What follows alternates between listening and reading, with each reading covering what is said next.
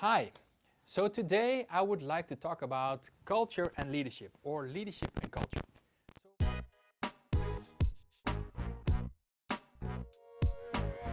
So for all you leaders out there, influencers, people who work with internationals, I have a proposal for you.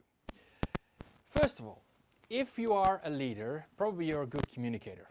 I presume you are having experience in leadership, maybe even in different cultures. However, that doesn't mean that you can and that you are as effective as possible. Because what is missing nowadays is that a lot of leaders are basing their leadership style with different cultures on stereotypes, on half-truths, or just on their experience from before. Now, my proposal is the following. If you become more data-driven, more research-based, hard word, you will become more effective. There's also a lot of things that you do on data. You implement systems, you implement processes, you measure results on the basis of data. So why don't you do it with people?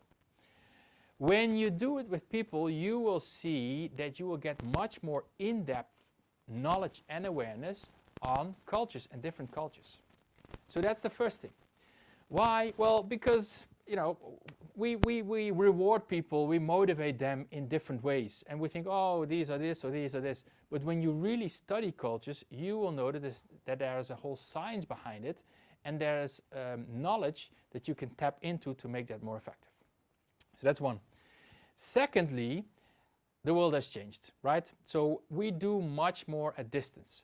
So it's much more challenging for leaders, for you guys, to be leading at distance. That means, how do you measure performance, for example? How do you measure whether they do their job and whether they need guidance or not, whether they are effective, whether they are motivated? Now, there's a lot of stuff out there on how you can be effective in Zoom calls and so on and so on.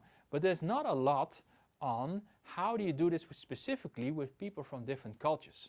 Someone from Portugal is not the same as someone coming from America, or is not the same as someone from France, Germany, or any other country.